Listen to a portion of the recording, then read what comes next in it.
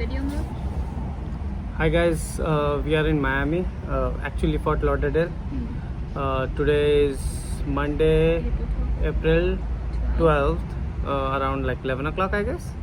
Recording this video for whoever is planning to come to Miami for a vacation or just a weekend. We came here for just a weekend. We are about to leave, but the flight is delayed, so we thought of just recording this simple video of saying what to expect and how to avoid scams. You can call it scam, but it's just scare tactics what they use. But let me go over it. So if you're coming and from somewhere to Fort Lauderdale, which will be the cheapest flight you can find from Miami, you're gonna rent a car. If you are planning to rent a car, if you are planning to rent a car on a cheap rental companies like USafe or Easy Rental, we booked it from Easy Rental. That is economy. So you will get out of the terminal, take a shuttle, airport shuttle to the car rental place, and then the cheap economy car rentals are off airport parking, I guess it's called. But from the rental car area, you will go to bus stop number 7, and from there, every 15 minutes, you will find a shuttle to your rental car place. So we booked with Easy Rental, and the bus shuttle came after 15 minutes, and they took us to the shuttle place, to the rental place. They're gonna try to sell you insurance, but you have your own insurance, so you don't have to really buy. But they will be rude.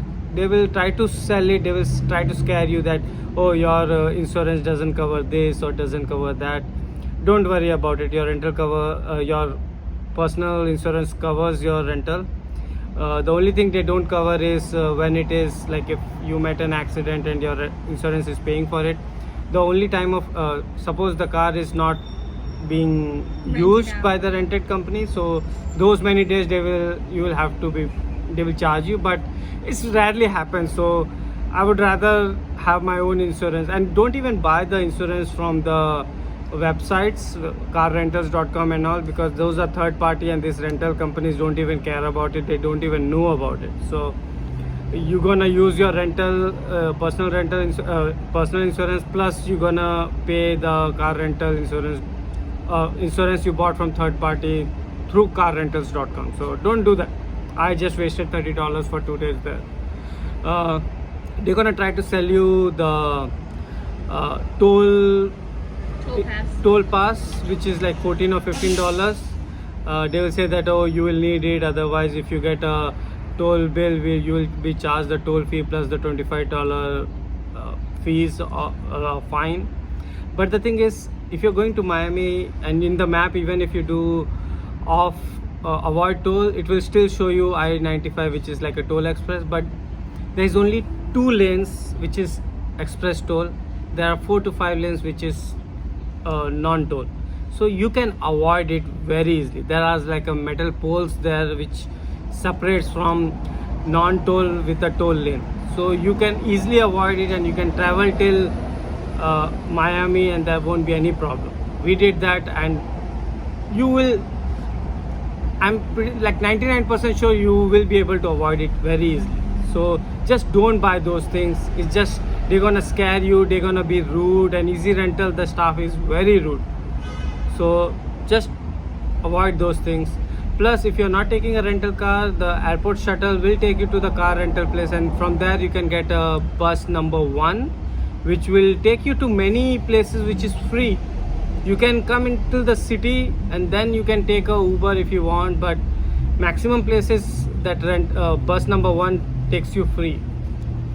Another thing I would like to let you know, like if you're going to a beach and there are car parking places, avoid many of the places which has those parking lots, because those are like 1 hour is like $10, $12 kind of thing. Don't do that. Just keep driving and you will find a street parking where there will be a board which will have a parking number and a parking company. You download the app and just pay it. It will be $3.25, and the best part of it is like you can keep extending it. So you can pay it for 2 hours, go to the beach, and then if you think, oh, I might spend 1 more hours, you can extend it from the app itself, and you can keep paying from the app. So you can save lot of money by doing that than putting it in a lot or parking in a lot. You just have to be, see, the thing is, if you want to save the money, you're gonna put an extra effort. So just put an extra effort, you're saving a lot of money, and then you can spend that money where you really want to spend the money, right? You're not getting scammed here. Plus, if you're going to the beach and if you plan to spend an hour or 2 hours there, please carry water, please carry snacks. We did a mistake, we went to the beach and then we thought, okay, let's spend, and we were spending time a lot, and you will not realize that you are sweating or you're getting dehydrated, but you are. Trust me. Keep drinking water, and don't buy water there, because then we had to buy water from there, and the small bottles, we paid $5 for a small bottle of water. So we bought like 2 bottles and 2 small chips, and we paid $18. Don't do that, it's just waste of money.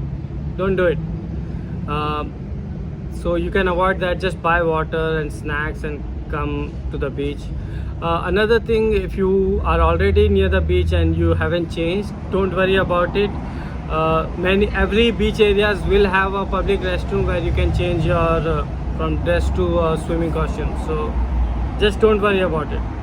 We were like, oh, where are we gonna change, which restaurant we're gonna go to, but there are restrooms where you can, public restrooms which is clean enough, you can change those there. I changed in my car itself, it was but just depending on your comfort level, but there are ways you can do it. And just use public restrooms. These are like big restrooms, cleaned every time, so you can change there. What else? Let me ask my wife if I missed something. You don't have to. If you want to. No, I mean, I don't think we missed anything. Also, we didn't stay in any hotels, so we can't really say what the hotel was like, but there are plenty Okay, of good let me bring my Airbnbs. wife in, and let's take her some viewpoints, what exactly she think about it. So, I don't really have much to add. I guess the only thing I would say is be sure you research restaurants beforehand. You know, kind of what's good, what's going to have something that you want to eat. I would not recommend going to the Aventura Mall if you're just coming here for a beach vacation. If you're coming here for, you know, the glamorous Miami, then I guess wear your best to Aventura Mall. Otherwise, you're going to feel pretty silly. But And the Mexican place we had dinner. oh, lunch. Taquitos. Taquitos is not near Aventura Mall, but it's near Sunny Isles Beach. That's a good Mexican food and, we had. Le Rendezvous for breakfast. They have pastries, coffee, French breakfast. Yeah. And we booked the Airbnb, and the host was very nice. It's a beautiful house near the lake. So the backyard, you can just sit and watch to have a breakfast or snacks, and you're looking towards the lake. So, and there was a swimming pool too.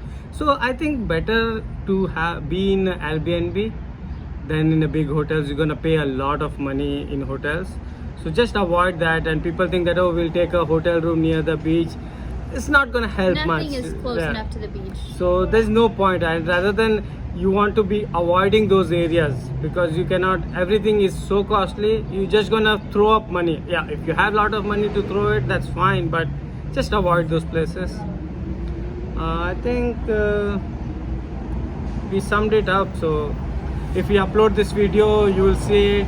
So don't make rude comments. This is our first video. Just suggest us what we are doing wrong, but try to not to be nasty. Bye.